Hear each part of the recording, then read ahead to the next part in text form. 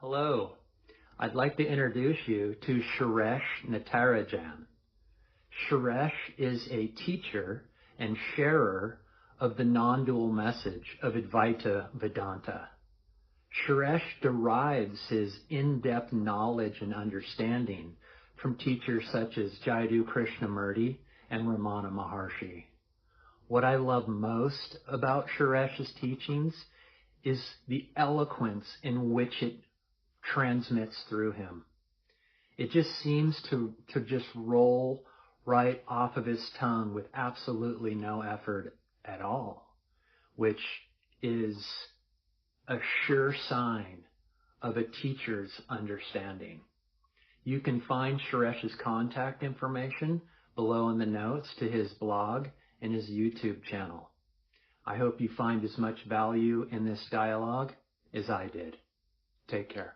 What are some of the common myths around meditation in general? What is self-inquiry and its relevance to our modern way of living?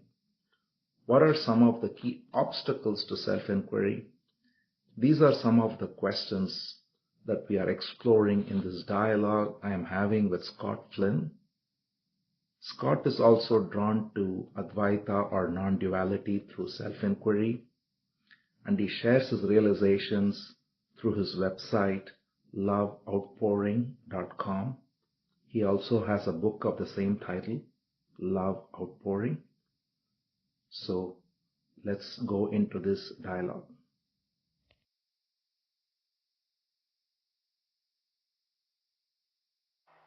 So the main thing with any kind of meditation, right, including self-inquiry, is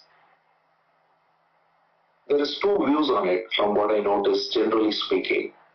One is that it is seen as some kind of a otherworldly pursuit, a spiritual pursuit, which is somehow divorced from the regular worldly living, which is one extreme. And then the other extreme view I see is that meditation is seen as some kind of a productivity hack, where one can use meditation, as it were, as a means to an end, to be better at what one does. I think both views are having some great blind spots, let's say, in them, because true meditation, especially self-inquiry, if you look into it, it's neither something that's completely divorced from our worldly life, but nor is it to be seen as a means to an end, because that makes it just like some kind of an exercise program without looking at the essence of what it is that we are. So if we really look into self-inquiry, what we are basically saying is that the primary ignorance we have is that we are unconscious because we take ourselves to be something that we are not. We identify with thoughts, we identify with opinions, we identify with emotions. And in this false identification, we create a lot of suffering, conflicts, and so on. And when we look into self-inquiry or meditation as an activity that is somehow separate from worldly interaction, something to be done in an ashram or in post-retirement or in some mountain cave or whatever ideas people have, then there is a fragmentation in life.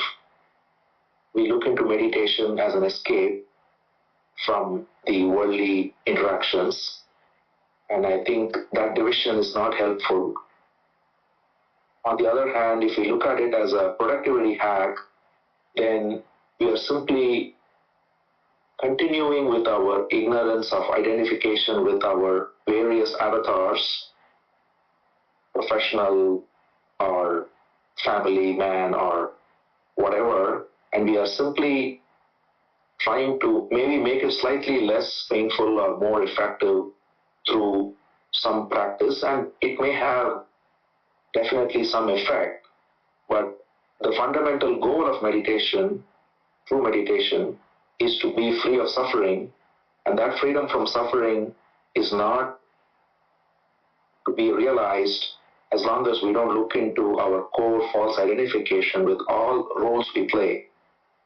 So maybe we can start with this and see how you see this perception of self-inquiry or meditation among society in general. Let's take meditation because it's a broader topic, and then we can zoom in on self-inquiry and see how people view this and what is the reason why you feel this is very relevant to our day-to-day living as opposed to the way we just outlined.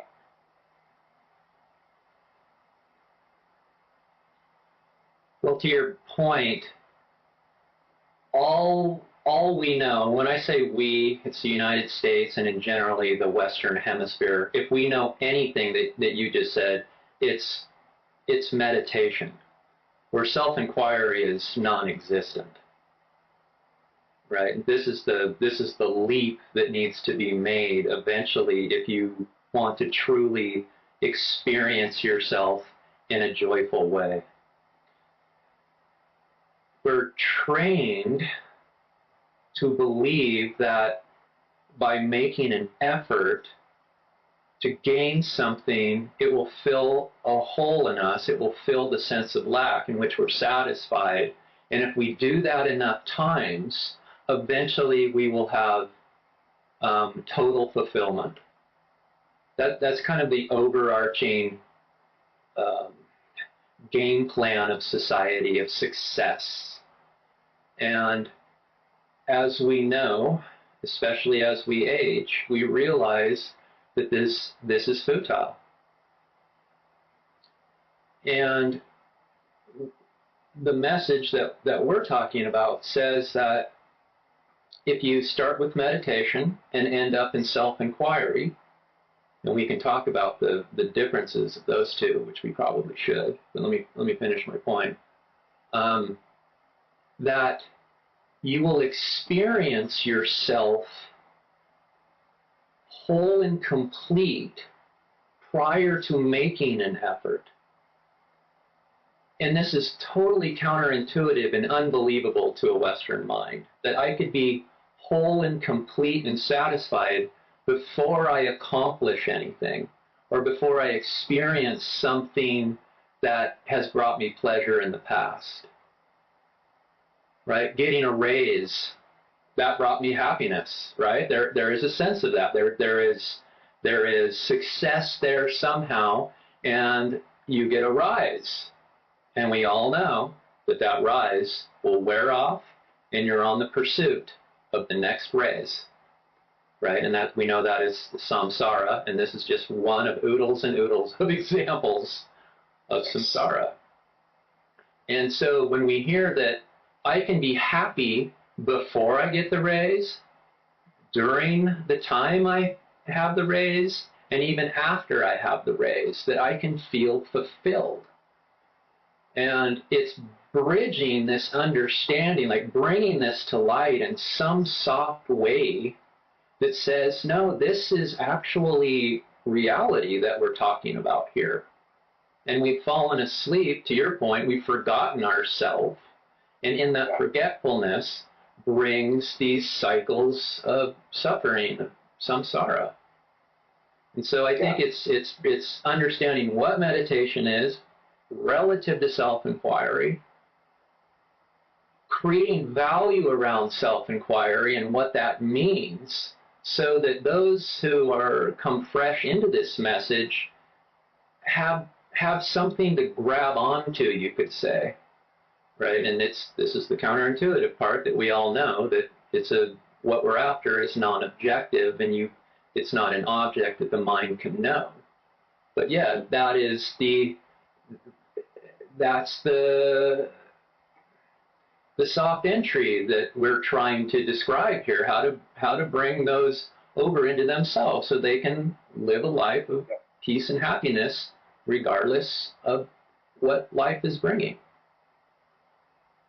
Yeah, I think there's a couple of things that came to me as you were speaking, which are probably good to explore, because what you said is exactly right. That example of deriving fulfillment out of a race or out of any experience, and therefore having it only as a fleeting experience and then waiting for the next high, is essentially the experience or the felt reality of most humans. And it's probably more pronounced in the West, as you said, but I would also argue that now in the East as well, it's become more and more a pursuit of a Western way of living, which has affected even the thinking process and so on. So one thing that we have to then look into is the role that time plays here, right? So when we look into any fulfillment, we are always looking at fulfillment as an event in time. So this is a good example, a race, or for that matter, looking forward to a vacation, and looking forward to any particular event. What happens is we are then making our present activity as simply something to drudge through in order to get that payoff at some point in the future. And that's why our normal state is one of dissatisfaction, anticipation, anxiety, worry, and so on.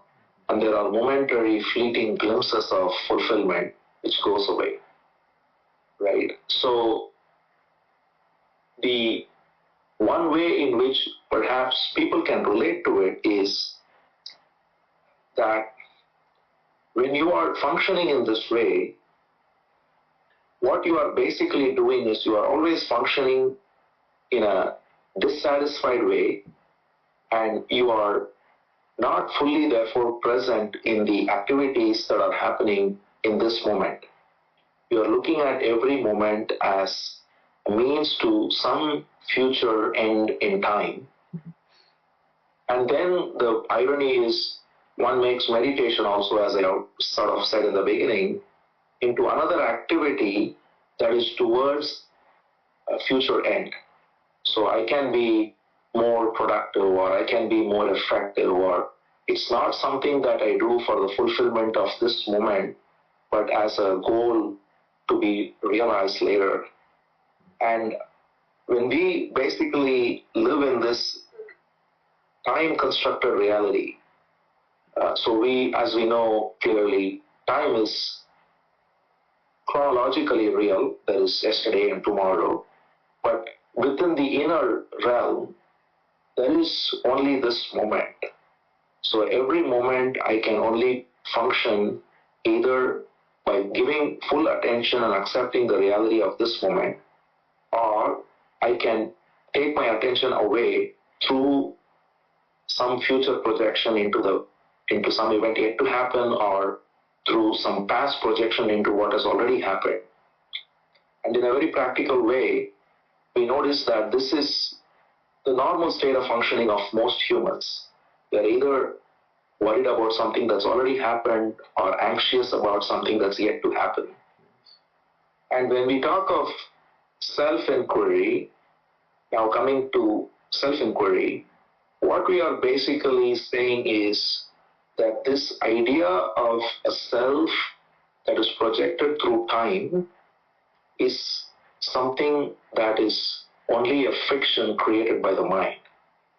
And we have to look into this carefully, because when we look at any identification we have with the physical body itself, or with some thoughts, or with a role like a job, or even a family position, all of these things are constantly changing, and there is always flux in them. They come and go, but there is an underlying sense of beingness which doesn't change regardless of what thought is currently active, what role I am performing right now, what state my physical body is in. Regardless of all that, there is an underlying state of beingness. And the beingness is not something I have to do anything to even acquire. It is there as the underlying substrate upon which all activities take place. So when we recognize that this underlying beingness is my reality, my true identity, then what happens is an automatic sense of I don't need to do anything to become full because this being is always full. And all the activities of becoming then fall in their right place. I can still exercise to keep the body healthy. I can still work hard in my job. I can still take care of my family, while recognizing that all of these activities are all coming and going in the substrate of our true being, which is the true being of everyone around us. And therefore, we don't either judge ourselves or judge others. And there is a true connection of love as well with family or with co-workers or with the world at large, as opposed to a relationship based on attachment and based on what I can get out of it, or based on fear of what I would lose. So when we look into self-inquiry in this way, we can see that being fulfilled, as you said, now, before even you make any effort, is something that has to be appealing to anyone who wants to live life free of suffering. And so that's where we should look into this and see why is it that this is not something that the modern mind is looking into. What is the reason why this doesn't have the intuitive appeal? I'm going to make the argument that it's because no matter where we look in our society, education, religion, any social fabric that we're involved with, this message is absent. So it's by no fault of our own that we are so asleep. Right? At the moment you point this out to somebody utilizing their own experience. And we've all had this experience of, like, when we reflect back in our younger days, in our teens, 20s, 30s, and so on, we always get this sense that I've always been me. There's something here that's never changed, ever. And we know that. We reflect back, and our bodies change, our relationships change, our finances change, everything changes. Yet there's something here within me that has never changed. And the moment we experience that, what do? It's so alluring because it's peace and joy, that what do? We turn our mind to it to try to know it. And the moment we do that, it vanishes. And so utilizing our direct experiences like that and saying that place is real, that's reality. Are you open to exploring that more? Because this message is saying that is everything that you're after, right? We know that. Those of us who are practicing and have experienced it directly, it's this simple, and it is everything we're after. And so are you open to analyzing it? And then, some people are going to say no, and some people are going to say yes, and then you would say, well, here are some bridging techniques to be able to bring you into that experience a little bit more at a time, until eventually, through self-inquiry, that just becomes your everyday presence. It's the presence of being. So to your point, it's no fault of our own that society's like this. It's just unheard of, and it's unbelievable at first. This can't be the truth. Consciousness, awareness, it can't have these values. It's something that scientists talk about in universities. It doesn't mean anything, but it's everything. And helping those back into themselves is the underlying solution to suffering, right? Where the samsara dies down and permanence arises. That's what remains, is the permanence of being, which you point to.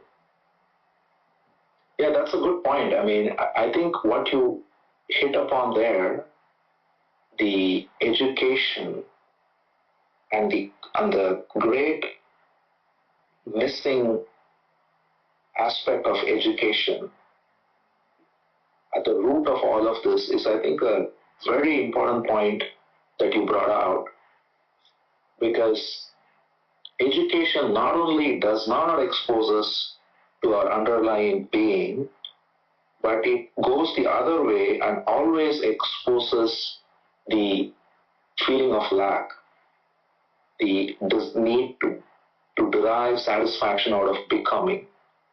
So one of the ways in which education works in the modern society, and this is the paradigm that is used across the world now, it may have originated in the West, but it's taken over. But now I'm seeing some interesting experiments in some countries, both in Europe and in the East, where they are trying to step out of this to some extent. Because if you look at education, the first thing that education does is it instills a sense of comparison, right? Whether it's grading, whether it's competitions, whether it's evaluating one, it's always in the sense of emphasizing that you have to measure yourself against your peers in order to realize your worth. And you are put in a stack rank, as it were. And that stack rank is exactly what corporations do. So people do not ever grow out of this comparison mentality, because that's so ingrained through education to look into this.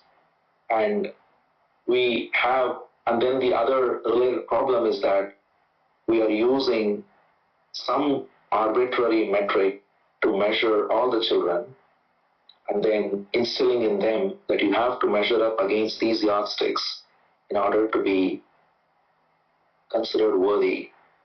So if we look at self-inquiry, if we really look into the nature of our being, we recognize that we are all endowed, each with unique bodies, first of all, unique thought structures, unique intellectual capacities, unique skills, talents, all of this.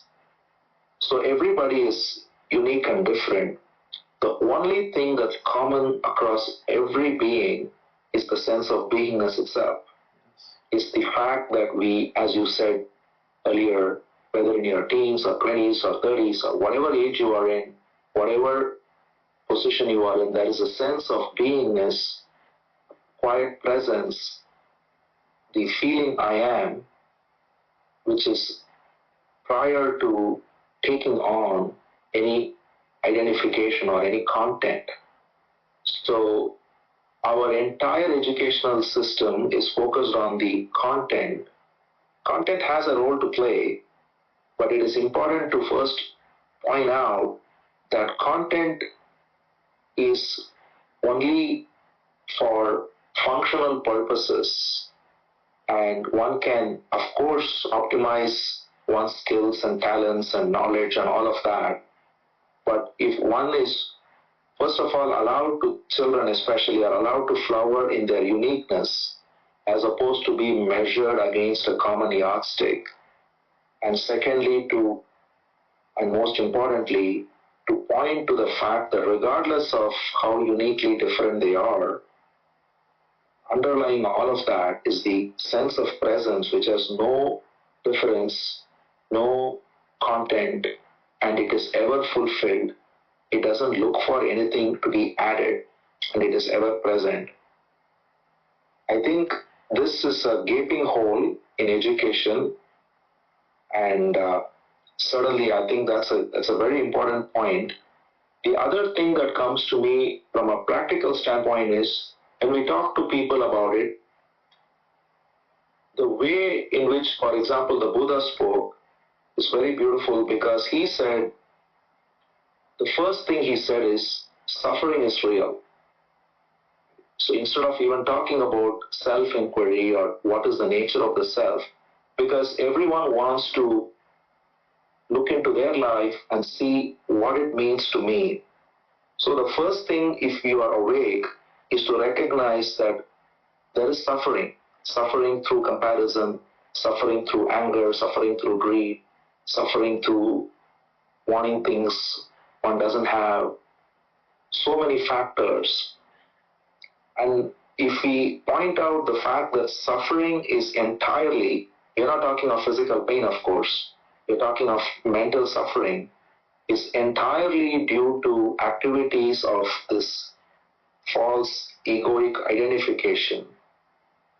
And if we look into the nature of this false ego and question if it's real, then it falls off, and what remains is the being which is ever free of suffering. So I feel that perhaps these are two different points. One is about education, which is important, but the other is when we are talking to adults, when we are talking to people who are looking into this, perhaps suffering is the entry point to talk about why this is relevant. Yes. I want to go back and pick up some loose ends in our discussion.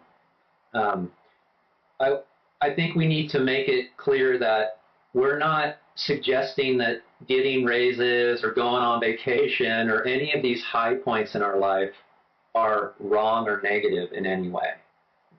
That's not what we're saying. If you viewed the high points, there's high points and there's low points, right? So if you got the raise, and then there's time, and then you go on vacation, there's a high point, there's another dip, and there's an adventure of somehow. What this is saying is that the problem arises in between the high points, right? That the seeking and the sense of lack is down here in the troughs. What this is saying is that we're raising the troughs up to the high points so that everything is experienced in a permanent way and not fluctuating states of mind, right? So happiness is a way, and suffering is a state, or states of mind that come and go. So yeah, those that watch this, I think we need to make it clear that this is a celebration of life, right? You're picking up the troughs of denial and raising them up to where everything's a celebration. Yeah, that's maybe another way to put it is that we are unaffected regardless. So let's see how to phrase it best. When there is a sense of calmness, even in a high, there is a totally different way that high is experienced from when the high carries you away, right? Mm-hmm. I think that's what maybe we are talking about when we say that we are in the same high regardless of what comes and goes. Because there is two different types of highs, if you will. One is the high that is a product of events, and it will inevitably come and go. It's essentially, if you look into neuroscience, I was looking into this recently, watching a couple of good podcasts on it, and it talks about the role dopamine plays in all these kinds of high situations. And in fact, the social media companies, for example, know quite well how dopamine works, and they use it to optimize. For instance, they have found that every time you get a simple like on your message, your dopamine gets a hit. So there are brain states that get triggered through chemical processes which result in a high. It's no different from eating a piece of chocolate. It's literally and exactly the same chemical that's released when you eat a chocolate, or when you watch something exciting, or when you get a raise, or when you are flattered by someone. Literally, every single external stimulus results in the same chemical process that gives you a feeling of high. Mm-hmm. And the other thing that neuroscience points out is that this dopamine high will always inevitably crash, because the body cannot sustain this chemical state of being high in dopamine for a long period of time. It's not possible. So naturally, it has its own ebbs and flows. Now, if we tie ourselves to these ebbs and flows, as we pointed out, then we are looking for these highs, and we are identified with the highs, taking ourselves to be the one having the high instead of being the awareness in which it takes place. And therefore, we are also taken down by the same wave when it crashes. And on a different related note, this is why the ancient wisdom is validated by neuroscience now, that it is important to work hard to get any high as opposed to instant gratification, because the faster it goes up, the faster it comes down, is basically what science says. So if you work really hard towards a goal and you reach a high, it actually has a much slower down curve as opposed to getting an instant gratification of taking a drug for some sense. But regardless, in either case, it has an inevitable high and low. But what we are pointing to is, regardless of the movement of chemicals in the brain that causes these highs and lows, there is a space in which these activities happen, including these chemical activities that respond to external stimuli. And that space is the entire space of our brain, which is essentially simply a state of pure awareness. And it is in awareness that these activities happen. And when awareness, which is always calm, which is simply present to these highs and lows, becomes our natural grounding, then these movements do not affect us. We remain in a calm high, if we can use the word high, which is independent of this coming and going. And that calmness is true celebration of life, because that is life itself. Life itself is happening in this ground of awareness and peace. And when peace is our ground, then there is complete acceptance of all the highs and lows, a complete acceptance of all the people corresponding to that, a complete lack of judgment, and a true love for all that comes and goes. And perhaps therein lies true celebration of life, in this peaceful beingness. Yes, absolutely. You know, in my example, I guess what I was saying to my highs were, it's when in your highs, there's the absence of desire, right? Your desire's fulfilled, and we know desirelessness means happiness. That's when we experience happiness. So, yeah, it's the permanence of being in which the absence of desire is there, and therefore fulfillment is experienced, is what we're really quote unquote after. And that is the permanence of being. So if you know yourself as yourself directly, then that is the definition of the absence of desire and the experience of fulfillment.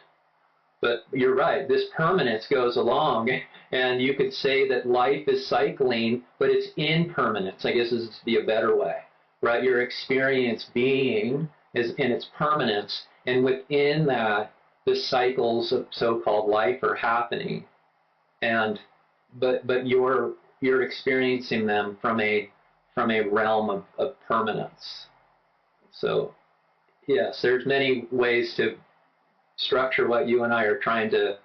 Yes, exactly. It's just a question of finally all words are only pointers, as we know. Yeah. So we are only pointing to the fact that there is this beingness which is always in peace and desireless and happy. Yeah, it's not a chemical high, to your point, right? It's not that extreme. Maybe there's chemical, maybe, but you're not. It's not. But it's a level dose. If anything, you could look at it like that. It's just levelness. Yes. It's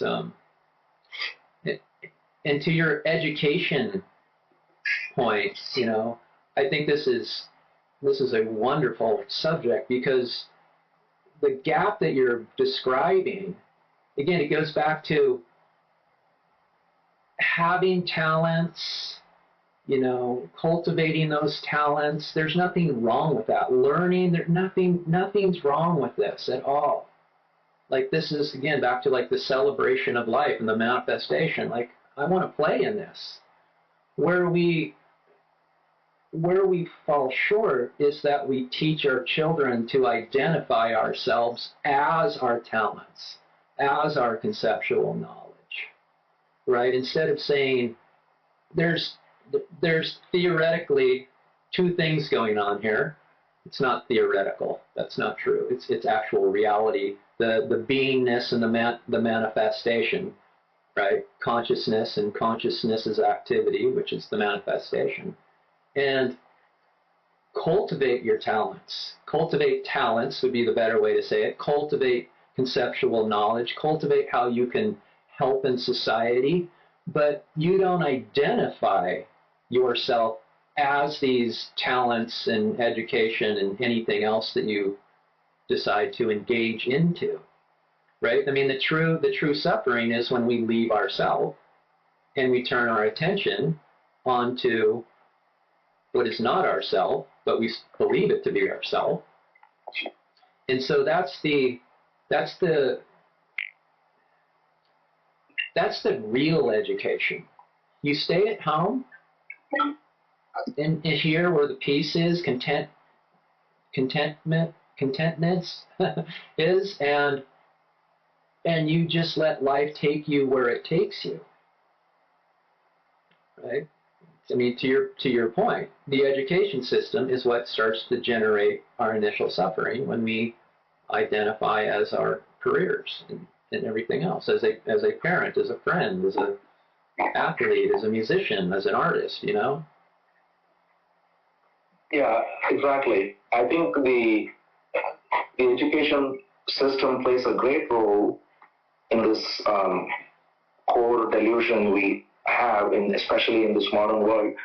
And the amazing thing here is that, see, we are coming to a point where, as a civilization, we are hitting a lot of boundaries of what we can do, right? Because we are not anymore living, even 100 years back, the way we lived was so different.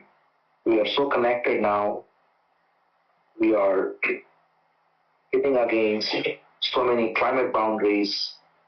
We are hitting against, AI is taking away the role of so many things that we invested in as human specialities, not just mechanical activities, but even so-called creative activities like writing poetry and doing paintings, and so many other activities are now done by machines more beautifully than most humans. Our rate of consumption is not on a sustainable path with the number of people on the planet, and we are hitting against resource boundaries of water. So when we look into this core delusion we talked about of taking ourselves to be this individual and looking for fulfillment, what we are recognizing is we are living in a world now where this is not even going to be a choice soon. Because if everyone takes oneself to be an individual and wants to live maximizing their consumption in order to attain fulfillment, we're living in a finite planet with finite resources. With 8 billion people, we are going to soon face massive calamities of different nature. We are already starting to see them. When we are investing our sense of self in our work, and then machines come and take over all that work, we are filled with a great inner vacuum where we don't know who we are if we are not our work. Then there is also the whole threat of war always looming on us because of people taking on religious identities and national identities and then causing terrorism and wars and so on. So when we are talking of self-inquiry, one of the things that's very interesting today especially is that it is, I would argue, the most relevant knowledge at a practical level to human civilization.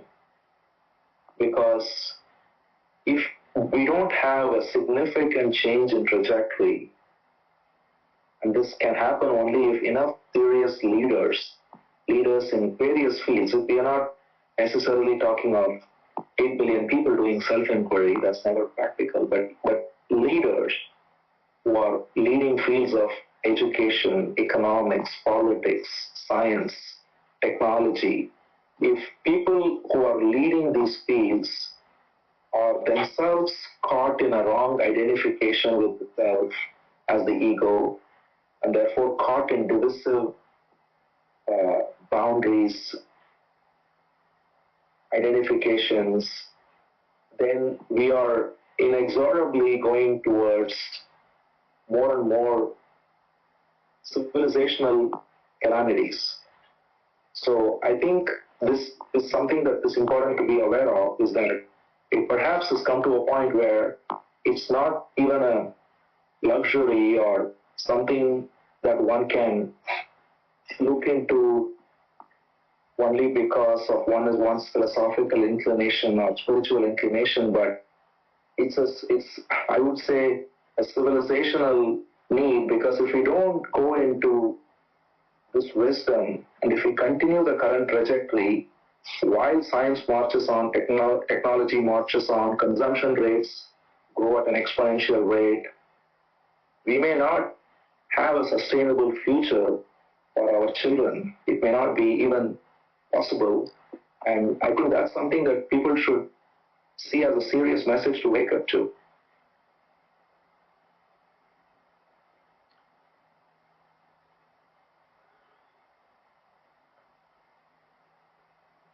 Yeah, self-inquiry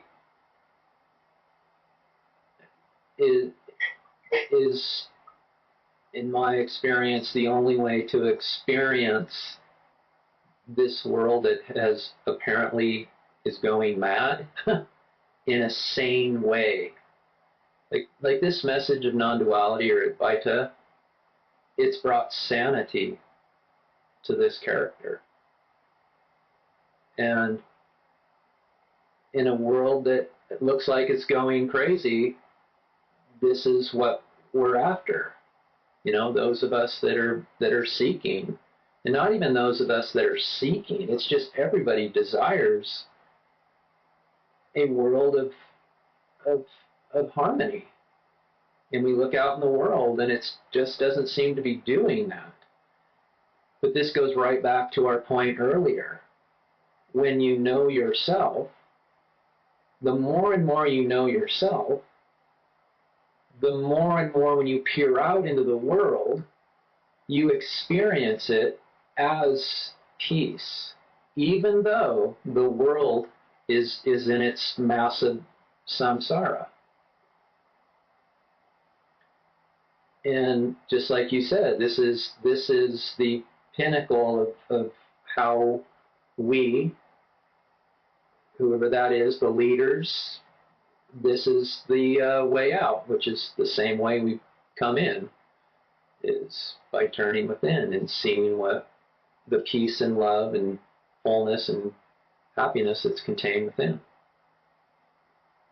But yeah, when I talk to people, it's just that, you know, everybody wants it to be better than it is, and this is the paradox: is that by wanting it to be better than it is, you're asking what is to not be what it is.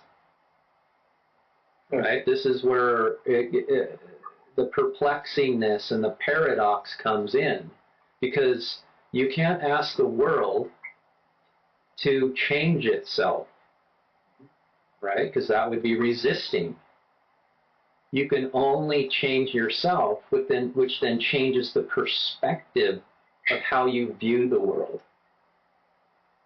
Which is, yes, right, it accomplishes the same thing, because if more of us started doing this and there was a, you know, mass migration into self-inquiry, what we bring to the world is sanity itself, is wholeness, is completeness. And you're bringing it in a form that you're not out here trying to push levers in the world to make it happen. So by turning within and then perceiving it different, you're not resisting what is anymore. You're still allowing this to be what it is. It's just what has changed is how you perceive it. right, I like to say you perceive the world as you experience yourself. mm-hmm. So if you experience yourself in a state of wholeness and lacklessness and joy, then when you peer out, that's what you'll perceive, even if it's going bonkers out there. Yes. Yeah, exactly right. The reason things are going bonkers is exactly because of this unconscious nature of humans. Mm-hmm. Right? So the more, as you rightly said, one's own experience of the world is based on one's experience of oneself. So if you are rooted as the ever fulfilled present awareness, then automatically your activities are peaceful. You are not going to go on any activism of any kind for peace, because your very life will be an expression of peace. Yeah. And if we only see this, that we are minimizing suffering, living in peace, and living in harmony. It's interesting, the word disease, for example, in English, if you look at it, it literally means lack of ease. Yes. Right? So the body also physically, it's been proven that most of the diseases are because of psychosomatic reasons. So it's a way of health, harmony, and peace, physically, mentally, emotionally. And when we live in this harmony and peace and ease, what we put out there is also an expression of peace. And I think that's what we need to do, and that is true celebration of life, to use your earlier point, is that when we act out of peace, we can create still technology, we can do artwork, we can engage in business, we can do any realm of living, we can engage in any activity, but the quality of the action will be entirely different from the one who is looking to use the action as a means to fulfillment. So it is how it is, instead of using the action to gain fulfillment, we act out of fulfillment and give the action as an expression of love. It's a completely different way to act. And I think that quality of action can come about when this fulfillment within is our felt state of being. So that's essentially what self-inquiry is that it is, again, something you alluded to, is it is not about denying life at all. It is actually to celebrate life, to only enhance the quality of every activity of life to its best, most creative, most peaceful, most loving expression, rather than escaping from life or walking away from life or anything of that nature. If that's clear, then one would see that this is an intelligent way of living. It is not something that's taking anything away, but it's only adding. Yes, and I think the critical point here is that an ego can't do this. Mm-hmm. Right? That's what self-inquiry is. It's dissolving the ego. You know, I like to say the ego is out here trying to run this life, and in self-inquiry, you're dissolving the ego and you're coming home to yourself, and you're experiencing life as it manifests, which means that you're in line with reality. You're in line as it manifests, and there's peace in that. There's no room, there's no distance between you and an ego anymore to just sneak in there to screw it up, so to speak. So yes. this happens unintentionally and unavoidably, right? This is just, it just happens. There, you don't do being just happens. That's it, yeah. Right? And I think one of the most impactful pieces of this, back to your point, you're still an artist or an athlete or a businessman, right? If that's what you do, that's what you do. It's how you experience that, mm-hmm. and how others view you experiencing that and so-called doing that, mm-hmm. right? Because you're not who you used to be. You've reduced the edges of yourself, so to speak. You're softer. And you don't become just a total lamb, right? There's still a lion. You're still impenetrable if you need to be. It's still there. Oh, yes. In fact, yeah, definitely. In fact, I would argue that the true lion wakes up only when you recognize yourself, because otherwise you are a lamb because you're always in fear. Yeah. Right. So when you are truly, even the psychologists say that every fear is basically the fear of death. Yeah. Right. So when you are free of the fear of death is when you are truly free of fear. And being free of fear of death is only possible when you are not identified with the body or with activities of the body, but recognize that there is something deeper which never is born, never dies, which is our true nature. And that's when we are fearless, and fearlessness leads to action of a totally different nature. So, yeah. But it's back to the paradox where you don't build an armor around you to protect yourself, right? The lion doesn't come from an egoic effort to build a thick barrier around you where nobody can get through that barrier, right? What makes you impenetrable is that there's no thing here anymore to penetrate you, right? This is going back to the paradox of this message, right? Letting go And somehow in the letting go of what you are not to come home to who you are, you become impenetrable, even though you emptied yourself. Yeah. No, that's exactly right. I mean, the very useful metaphor or example one can give is,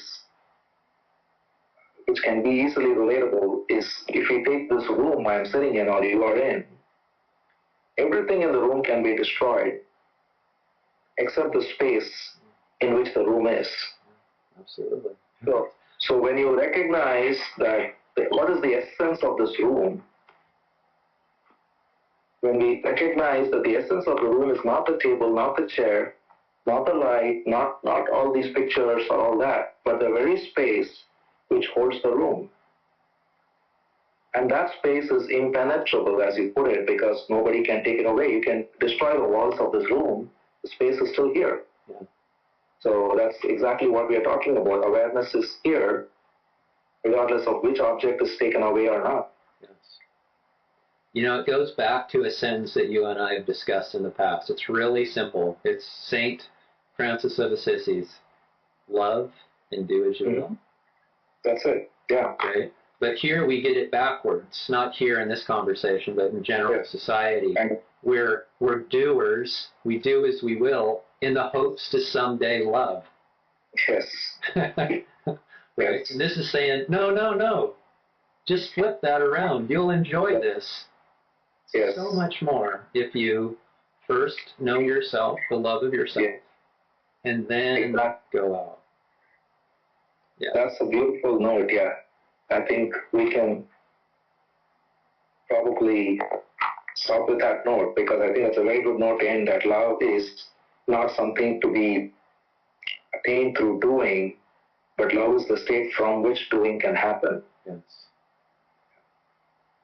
Being is the new doing, in which there's no doing, there's just being.